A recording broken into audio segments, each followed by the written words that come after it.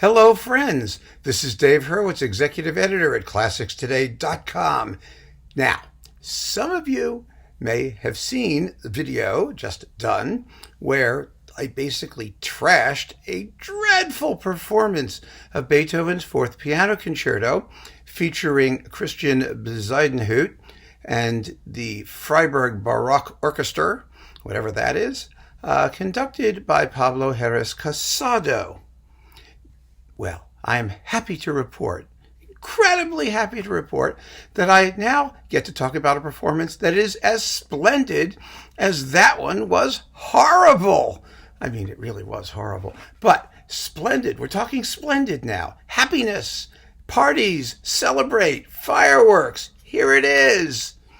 Look at this. It's Martin Helmchen with the Deutsches Symphonie-Orchester Berlin under Andrew Manze. And once again, it's Beethoven's Fourth Piano Concerto, this time coupled to the First Piano Concerto, which is really, really very nice because the other disc, that other horrifying disc with Bezuidenhout, contained two anemic Beethoven overtures. It wasn't the overtures that were anemic. It was the performances that were bloodless and anemic. So here we have two Beethoven piano concertos.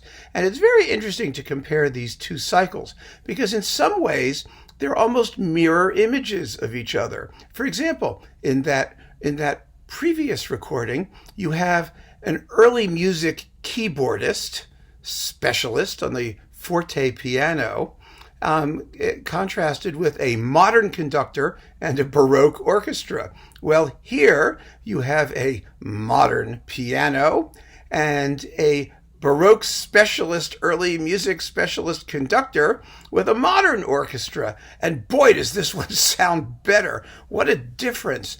It makes a difference because the entire configuration of what's going on does not suffer from the kind of cognitive dissonance that you find in that previous release. I mean, it's crazy to take a modern conductor with all of his interventionist impulses and pair that with a Baroque specialist orchestra. I mean, what is that? It's craziness. It's absolute craziness. It's what a lot of period performance things do. I mean, Harnoncourt was like that too, but Harnoncourt was a great conductor, whereas Pablo Heras Casado is, but I'm not reviewing that one. I've got to get off of that one. Here you have Andrew Manze, who was an absolutely first-class violinist on the Baroque violin, and who has since developed into a conductor of some substance, playing modern instruments, modern orchestras, but doing so with a keen attention to historically informed performance practice. And that works so much better. Forget the keyboard for a moment. Why does that work better in accompaniments? It works better in accompaniments for the simple reason that the modern orchestra exists to play this repertoire.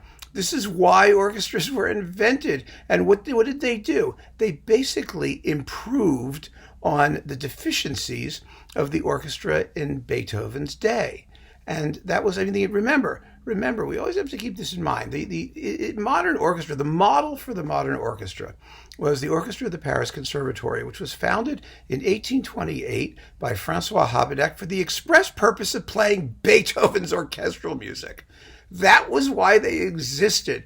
And all of the improvements and development of orchestral instruments and other things basically were inspired by the need to be able to play this music better, more effectively. And that's what modern instruments do. So it makes perfect sense, and it really works very well when you simply strip away some of the accretions of later music that have influenced performance practice of major orchestras, because they're still made to play Beethoven. Let's not forget ourselves. Whereas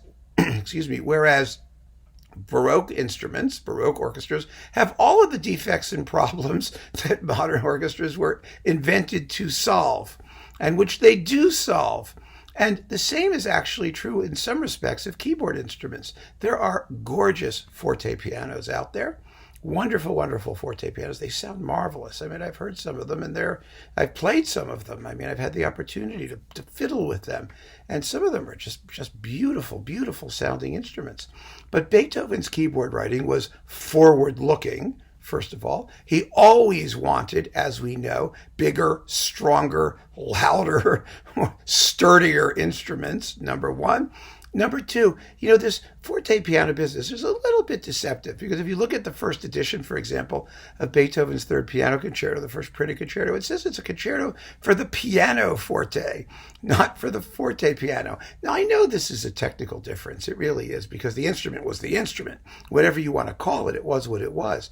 But there's a difference between thinking in terms of the earlier instrument and thinking in terms of modernity, progress, the future, all of those things. And of course, the instrument makes absolutely no difference if you have a less than fabulous keyboard artist at that instrument. And in this case, we have Martin Helmchen, who is just marvelous. He's a marvelous, marvelous pianist. And aside from why is he a marvelous pianist? I'm not going to just say, well, he's great. I mean, there are reasons. And you hear those reasons when you listen to these performances. He also, like Andrew Manze, understands something about the kind of articulation and tone that Beethoven's instruments would have had. And so he plays with that in mind. That doesn't mean he doesn't exploit the full capabilities of the instrument that he has. He does, but for example, he's very, very, very intelligent and careful in his use of the pedal. He has marvelous finger work, digital dexterity. Just the way he handles scales is such a wonderful thing to hear, with each note crystalline and clear and slightly detached in a way that gives them musical substance. And I mean, the fourth piano concerto particularly is full of those sorts of scales. The first piano concerto, which is really Beethoven's second piano concerto, is written in a slightly earlier style. It's more like a hepped up Mozart on steroids kind of piece. But even here, you hear the way that he plays the finale. I mean, it's so marvelous with that syncopated main theme. He gives it this skittish, witty lightness. So often pianists today, in emulating what they think would have been Beethoven's style, whether it's on a modern piano or a forte piano, just sort of bang away at it and just, hit the accents really hard. They play it with a certain crudeness. Not here. Here, everything is light and characterful and funny. I mean, the music has personality. And that's what you really want with it. And in the fourth piano concerto, holy cow.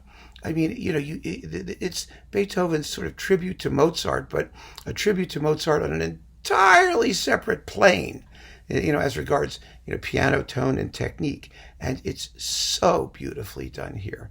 I mean, there's none of that fake profundity that we find in Bezuidenhout's attempt to turn the second movement into Orpheus taming the Furies. I mean, you hear the difference right away. Manze gets the strings of the orchestra to play with that right sort of staccato oomph, but it's not exaggerated. It's not vulgarized, shall we say. It's in context. And the piano with a soft, beautiful chorale without every single chord arpeggiated like Liberace is trying to show us how Beethoven would have made a fabulous composer of 1950s lounge music. They don't take the lounge music approach. There's real give and take between the orchestra and the piano, and it's absolutely beautifully done. And then when you get to, for example, the finale of the fourth concerto, you have one of the snappiest, most exciting performances since the old Stephen Kovacevic and Colin Davis, which was the highlight of that cycle. Just really exciting, energetic, muscular, but never crude and never just self-regarding, as though the sound of the instruments itself is supposed to take the place of the lack of ideas coming from the performers. This is a beautifully played, beautifully recorded, well-considered disc. And both of these keyboard artists, both of these pianists are doing cycles. One on Harmonia Mundi, which seems to have taken a pause, perhaps because of COVID, because only 2 releases are out. And this one, all 3 of which will be out probably, or close to being out, by the time you see this particular talk. So, in sum, there are smart ways to merge the best of contemporary practice with historically informed practice, and you see it and hear it on this absolutely splendid disc. And I'm going to be doing everything in this cycle. This is going to be a hot cycle. It's really good. And there are silly ways to do it, which you hear in that other disc, because, folks, we can't go back. We are modern people. We listen with modern ears. We want to hear things the way we believe they should sound. And there's no point, in creating an entirely speculative, fictitious sound frame in which to project a performance when we know perfectly well what the thing is supposed to sound like, and when we have a wonderful tradition of making it sound the way we know that the composer wanted it to sound. Whether it actually sounded that way or not is a matter of conjecture. But Beethoven's intentions are relatively clear. And the question in selecting a performance is which version best represents a realization of what those intentions are. You can either choose a circus act or a serious musical enterprise that is carefully thought out and beautifully executed by a couple of sterling musicians at the head of a terrific orchestral ensemble, beautifully recorded on alpha. In this case, I'm covering up the little A there. Let me do it this way.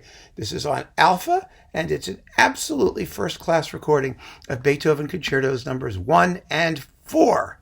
I assure you, you will love them. You really will. So thank you for listening. Keep on listening, folks. We've got so many Beethoven concerto cycles to choose from. I've got a stack of 5 or 6 of them I'm working my way through. I hope to talk to you about most of them. Take care.